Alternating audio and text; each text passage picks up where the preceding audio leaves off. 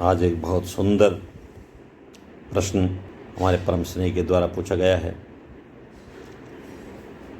कि गुरुदेव, मनुष्य के जीवन में रिश्ते, नाते, व्यापार आदि करते हुए धन माल इकट्ठा करने की लालसा भी रहती है, मोह भी रहता है, और ये पता है कि साथ नहीं चलेगा, फिर भी जानते हुए भी हमें वो सब कुछ करना पड़ता है।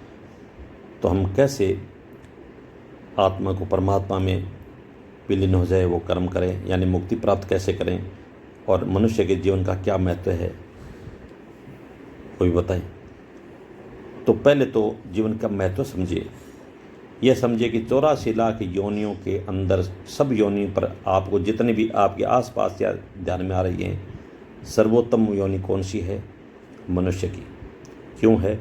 क्योंकि इस योनि में ही आप योगी बन सकते हैं और वो कर्म कर सकते हैं जिसके कारण से आपका जन्म मरण मिट सकता है। 84 लाख योनियों की से मुक्ति प्राप्त कर सकते हो। बाकी सब भोग योनि है। मनुष्य जन्म के अंदर जितने भी बुरे भले करोगे वो आपको सुख दुख के रूप में मिलते रहेंगे और आप ये सब 84 लाख योनि में फिर भटकते रहेंगे। इसलिए आप प्यास जगाएं कि इस जीवन के अंदर रहते हुए ही मुझे सब कुछ करना है। और ये प्यास जगाने के साथ साथ में आपको क्या करना पड़ेगा? आप विवेक जगाएं। विवेक कैसे जगेगा? बिन सत्संग विवेक ना होई और राम कृपा बिना सुलभ न सोई, तुलसीदास जी महाराज ने कहा है। इसलिए विवेक जगाएं, सदगुरु की कृपा प्राप्त करें। और उन्होंने जैसे आपने यह सवाल किया है ऐसे ही सवाल करते रहें। मन में जो सवाल उठें वो करते रहें और जो वो बताएं उन पर श्रद्धा और विश्वास रखें। अगर श्रद्धा और विश्वास नहीं रखेंगे तो ठीक है, सुन लिया आपने, कर लिया वो और चला गया। नहीं, जीवन में धारण करें। जो भी बात कहें जीवन में धारण करें। जैसे मैं जीवन में धारण करने वाले कुछ एक बातें बताता हूँ जो मुझे मेरे गुरुदेव ने आत्मज्ञान देते वक्त बताई थी। उनमें से सारांश चीज़, वो तो मेरा 2-2.5 घंटे का था चिंतन उसमें, जब मैंने आत्मबोध प्राप्त किया था, लेकिन उसमें से सारांश चीज़ मैं आपको बताता हूँ जिससे आपका प्रश्न का हल हो सकता है। उन्होंने कहा था, मुझे गुरुदेव ने कहा, सदगुरुदेव खमाणगिरी जी महाराज ने, कि आपको अगर आत्म कल्याण करना है और विवेक जगाना है तो आपको 10 दोष को छोड़ना पड़ेगा। कौन सा? चोरी, जारी, जीव हिंसा, तन के दोष हैं 3। कौन से? चोरी, जारी और जीव हिंसा। ये शरीर से होते हैं, ये न करें। जब भी करने की भावना आए तो इस पर विचार करें कि मुझे मनुष्य का जन्म में रहते हुए कल्याण करना है। जब कल्याण करना है तो फिर नया मैल आप चढ़ाएंगे नहीं और मैल को धोने का प्रयास करेंगे। वैर, अहंकार और बुरा सोचना ये मन के दोष हैं, ये मन के द्वारा होते हैं। किसी से वैर भावना आती है तो मत करिए, क्योंकि वैर भी भला नहीं है, राग भी भला नहीं है। द्वेष और राग दोनों ही खतरनाक हैं। मरते वक्त अगर राग कहीं पैदा होगी और अतृप्त कामना के साथ मर रहे हो तो भी वापस खींच के इस दुनिया में ले आएगी और मजबूरी से वो राग जो मोह है वो बांध देगा। और अगर मरते वक्त कोई दुश्मन याद आ गया तो दुश्मनी निकालने के लिए भी वासना वापस जन्म ले लेगी। इसलिए दुश्मनी भी बुरी है।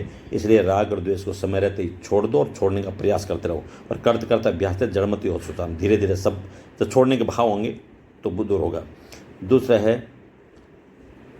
वह अहंकार। अहंकार नहीं रखना। अहंकार किस चीज़ का रखें? अहंकार जब भगवान का दिया हुआ सारा है, जन्म भगवान ने दिया, कुल भगवान ने दिया, परिवार, संसार, सुंदरता, सब व्यवस्था भगवान ने करी, तो किस चीज़ का? दूसरे के माल पर हम किस बात का अहंकार करें? मरने के बाद तो 4 आदमियों कंधे पर चढ़ के जाएंगे। रावण का नहीं रहा और कंस का नहीं रहा और दुर्योधन का भी नहीं रहा, किसी का नहीं रहा। तो अहंकार, इसलिए इस रोग को न पालें, अहंकार को छोड़िए। बुरा सोचना, यानी किसी के बारे में सोचो तो भलाई सोचो, बुरा सोचो ही मत। सेवा का भाव रखो। हमेशा किसी के प्रति अगर व्यवहार कर रहे हो तो सेवा के भाव रखो और मन में रहे कि मैं सुख कैसे दे सकता हूँ अगले को। सुख देने का भाव रखो। तुलसी संसार में बात सुनी है दो, सुख देने सुख होता है, दुख देने दुख हो। दूसरों को सुख देने का भाव रखना चाहिए, फिर आदत पड़ जाएगी, संस्कार में आ जाएगा, तो धीरे धीरे ये सफाई होगी। ये हो गया। फिर है वचन के दोष 4 हैं। झूठ, कठोर, कटुवचन और क्रूरता। झूठ नहीं बोलें, क्यों झूठ बोलेंगे आदत हो जाएगी। एक बार झूठ को छुपाने के लिए 100 बार झूठ बोलना पड़ेगा। अच्छा है सच बोलें। तो ये बात आ सकती है आपकी। ये लोग कहते हैं कि व्यापार में तो झूठ बोलना ही पड़ता है थोड़ा बहुत। नहीं, बिना झूठ बोले भी काम चल सकता है। जैसे बाज़ार के अंदर आपके बार्गेनिंग करने वाली दुकान भी है, वहाँ फिक्स रेट वाली दुकान भी है।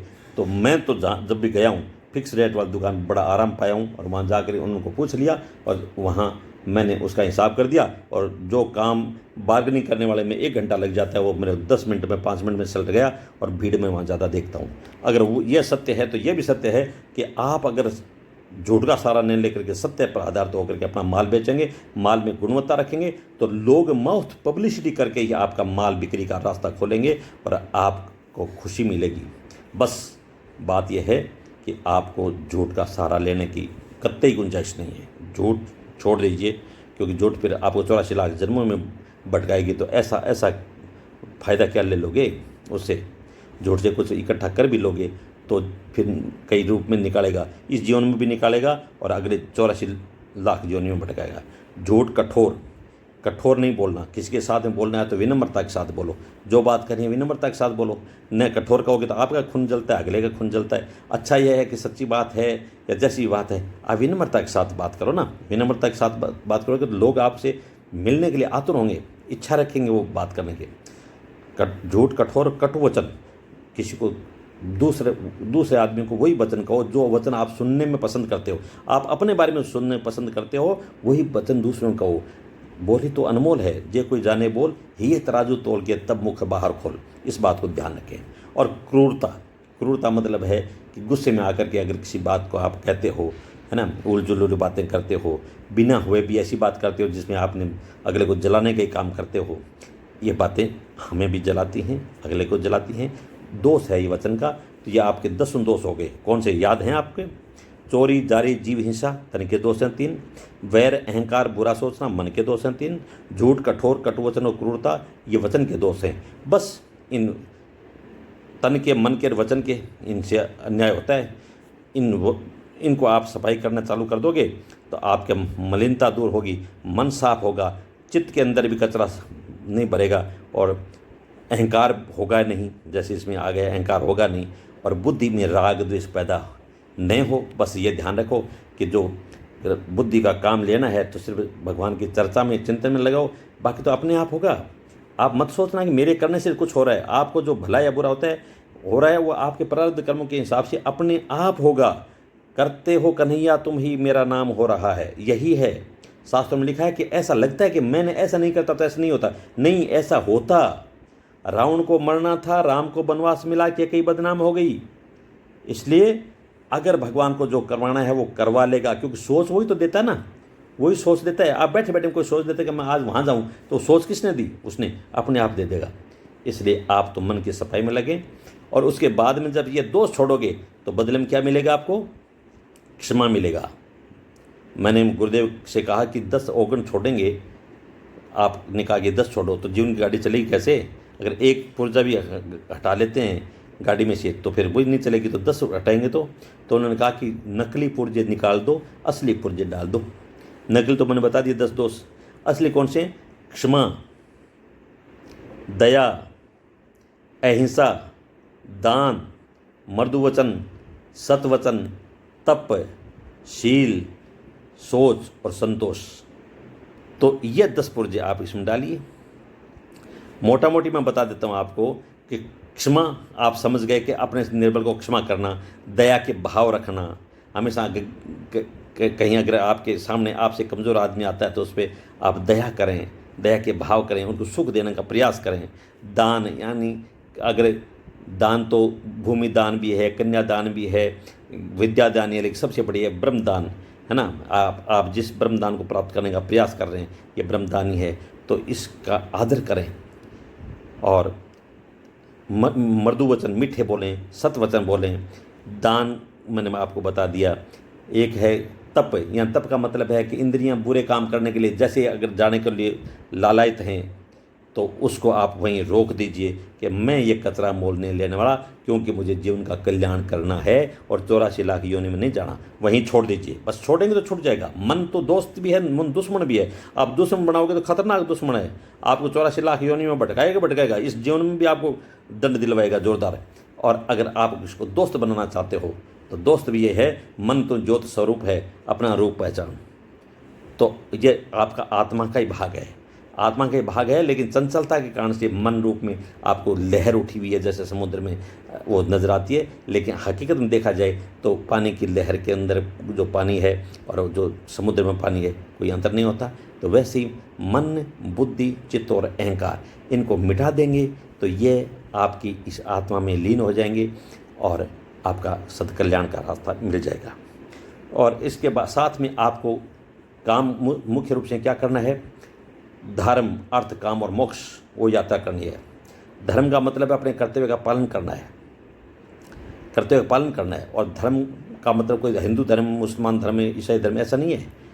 आपको कर्तव्य का पालन करना है कि मैं किसी का बेटा, किसी का नाती, किसी का साथी, भगवान का बनाया नुमाइंदा हूँ। मुझे किसके प्रति क्या फ़र्ज़ है, अगर मैं वो निभा रहा हूँ तो मुझे मंदिर मस्जिद में माथा टेकने की भी ज़रूरत नहीं है। उसमें शामिल है कि भगवान ने तुम्हें आदमी क्यों बनाया, क्या सिर्फ पैसे बटोरने के लिए, क्या बटोर दो और आखिर में ये धन यहीं छोड़ करके, जो जिसको धन कह रहे हो ये यहीं छोड़ो और बदकर्म साथ ले जाओ और 84 जन्मों के अंदर भटकते रहो, या मनुष्य का अपने कल्याण करने के लिए। तो अपने कल्याण करने के लिए आप इस मनुष्य के जीवन के जो शेष जीवन रहा है उसको लगाएं और अपने कर्तव्य का पालन करें। आप कहेंगे साथ में गृहस्थी में रहते हुए कैसे करूँगा, तो राजा जनक ने कैसे किया था। राजा जनक को जब आशीर्वाद दे करके अष्टावक्र जी ने आत्मज्ञान दिया था, उसके बाद में पूछा था राजन क्या समझे, कैसे जिएंगे, कैसे करेंगे, क्या कामना से वशीभूत होकर के कर्म करेंगे। उन्होंने कहा नहीं, मैं समझ गया हूँ कि मेरे सामने जो भी आएगा वो मेरे ही कर्मों का हिसाब किताब है और प्रारब्ध बन के सामने खड़ा होगा। मैं राजा हूँ तो किसी की सेवा करनी है या किसी का न्याय करना है या जो भी जनता की सेवा करनी है वो भगवान करवा रहा है, और अनुकूल या प्रतिकूल स्थिति को मैं मेरे ही कर्मों का हिसाब मानूंगा और भगवान का आदेश मान करके और मैं बिना किसी लाग लपेट के और मैं वो काम बड़े ईमानदारी के साथ में, बड़ी एकाग्रता के साथ में करके निपटा दूंगा। एक बात। और दूसरी बात, और उसको राजा को विजयी कहा, तो उससे बड़ी गृहस्थी, उनसे बड़ी जिम्मेदारियां तो अपने पास भी नहीं है। तो वो पूरा राजपाट भी अगर आत्मज्ञान के सहारे और इस भगवान पर समर्पण करके और निष्काम भाव से कर्म करके अगर चला सकते हैं तो हम क्यों नहीं चला सकते। कामना करने की जरूरत है क्या। शरीर भी भगवान का है, परिवार भी भगवान का है, संसार भी भगवान का है, जो आ रहा है वो भगवान का, आपका शरीर भी भगवान का। जब भगवान का ही समर्पण है तो भगवान की सेवा में लगा दो ना सारा।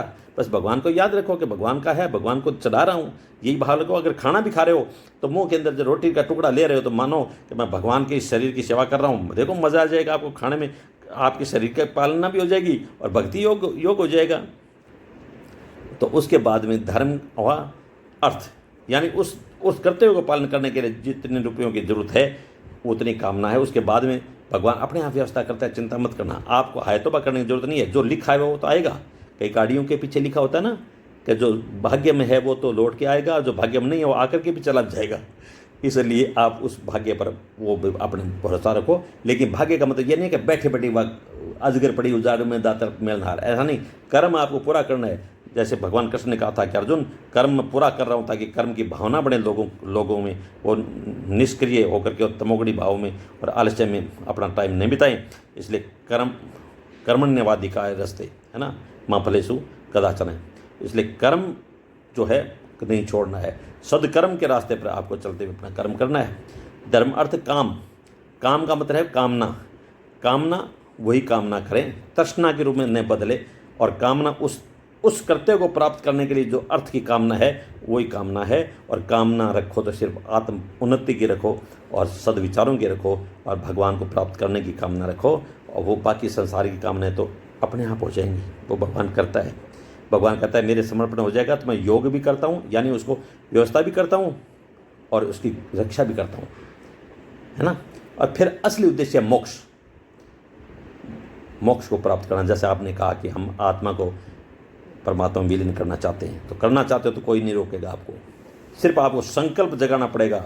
और जो बातें चिंतन कही है, गीता के अंदर कही है, शास्त्रों ने कही है, जगत गुरु शंकराचार्य ने भी कही है, और आज के संतों ने जो अच्छे अच्छे प्रवचन होते हैं जो वेदांत से संबंधित होते हैं या भक्ति भाव से संबंधित होते हैं, वो आपको सारा आपके अंतःकरण शुद्ध करने वाले होते हैं। याद रखना, ये चीज़ें करते हुए मोक्ष को प्राप्त करना होता है। और बाकी कोई प्रश्न हो तो आप पूछना, और इसमें किसी प्रकार का कोई संदेश है या कोई मार्गदर्शन देना चाहते हैं तो सादर आमंत्रित हैं। मेरा प्रणाम स्वीकार।